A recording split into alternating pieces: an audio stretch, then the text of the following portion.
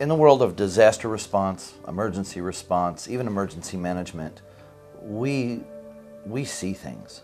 And and to me, my career and the careers of all my peers, it's a very visual world. And there's things that are hard to forget. There's experiences that we can't seem to let go of.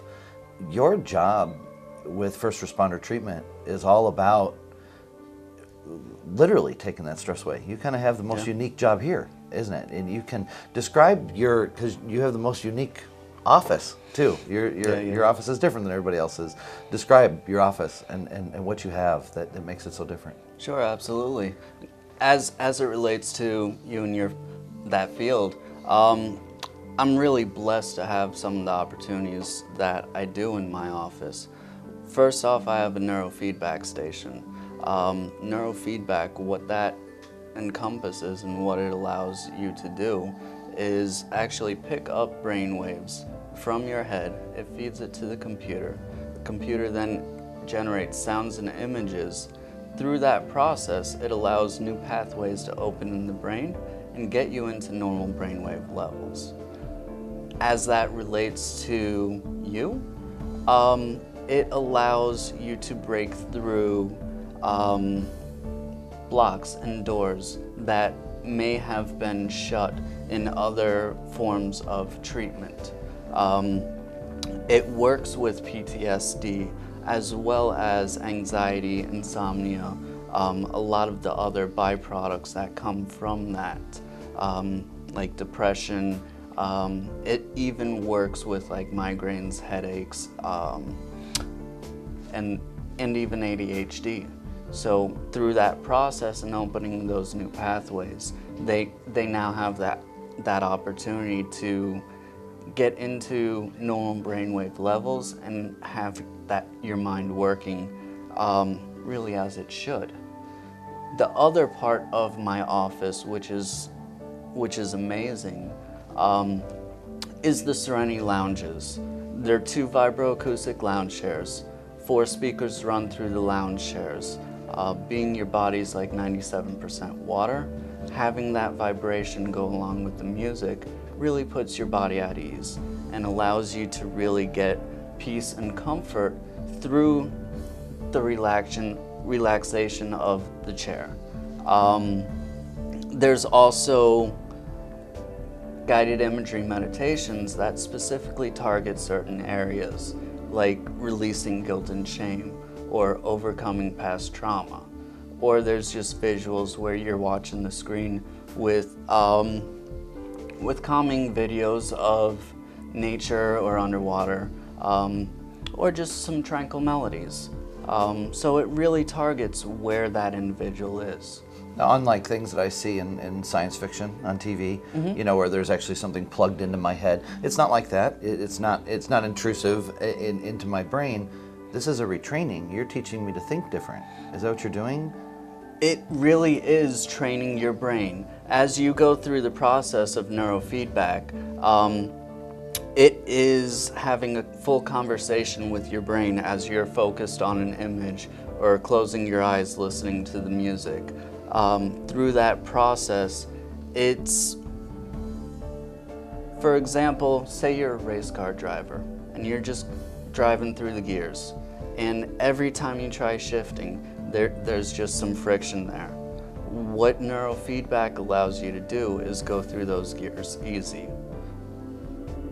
So all of my thought processes now are going, I'm going to retrain myself to work through thought processes. We're not removing the thought process. This is proper coping then. So this is, when I leave, this is something I can take with me. I don't need to go buy a vibrating lounge and all of this to go home with. I'm going to learn that here before I go home. I'm going to learn all of this. Once the neurofeedback takes place and it does its job, that is a permanent fix. The brain is now using those new pathways through that repetition, and that will stay with you. As far as the lounge chairs are concerned, those put you in a place to be receptive, to be calm, to be open, to be able to get the most out of the rest of the treatment process here. So it facilitates everything else, this holistic approach. Your Serenity Lounge is facilitating everything else that's going on at the center while during my stay. Is there a big difference, or do you notice a big difference between responders and the other clientele at Transformations? Do you have to attack things differently in the Serenity Lounge or with the imagery? Is it different? Do you find that we've got a unique issue? There have been some unique cases, and those I do, when brought to my attention, come at a little bit differently, or may actually have them utilize my services more to get the most out of their stay here. Otherwise, a lot of what I've experienced, it may not be exactly what another client has experienced in life, but I believe every client really goes through the same kind of emotions and traumas in an entirely different way, but yet it could affect them the same. So unless I see something specific where I can help that individual out more, it really is just about helping the clients as a whole. So not necessarily there. When you just even refer to it as a Serenity Lounge, you know, I mean, it kind of almost brings a smile to my face, because the word serenity in our line of work as responders, it's like, if you've got serenity, you ain't doing your job. So, you know, it seems almost like this unattainable goal in a way. And I think that lack of serenity is maybe one of the reasons why we go and abuse, you know, like we do. I mean, you know, pain medication being really common in our field. You know, a small injury can turn into a great prescription that, you know, that will create that false serenity. What do you feel your success rate's been, you know, with responders in your lounge, and what have you experienced? What have you seen walking out the door as opposed to what you saw walking in? A lot of what you just referred to, I can see the individual, they're really not sure when they walk in. Like, I don't like to let go. I like my safety net that I've set up around me through all this trauma, through all this pain, through all this suffering, and I'm not willing to let that go. The individual can go in there and actually just be comfortable in their surroundings and have the vibroacoustics working with them. And after time, like, they're able to relax, be still, and most importantly, shut the mind off. They're no longer fighting themselves, which is huge. And the gratitude that comes from that is really amazing as well. The ability to shut your mind off, it is an interesting choice of words, because I think that's something that we struggle with a lot. We, as a whole, I would say, responders don't fear the call the first time. But you know, the more that I travel around the country, the more I find out that there's a lot of them that are just like me. We're afraid to go to the call the second time. That's usually after we fall asleep. And you know, to return to it, we can't shut our brain off. You know, we'll go on that call a dozen times, 2 dozen times, 3 dozen times, 6 months after, you know, and just keep reliving it and reliving it.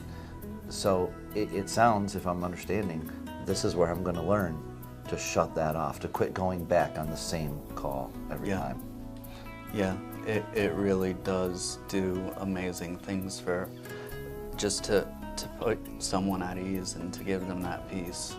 And like I mentioned, it can be really geared towards the individual, where they're at, and how we can best proceed with getting them the most out of their time there. We keep hearing, you know, as I tour the facility, as I meet everybody, you all have your terminologies and your acronyms, and you know, but everybody refers to clinical. I hear that word, clinical, and you don't consider yourself clinical, though. No. It's a relationship.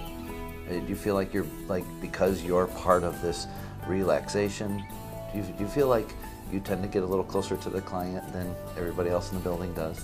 I really have a unique opportunity there, because even the clients don't necessarily see me as clinical.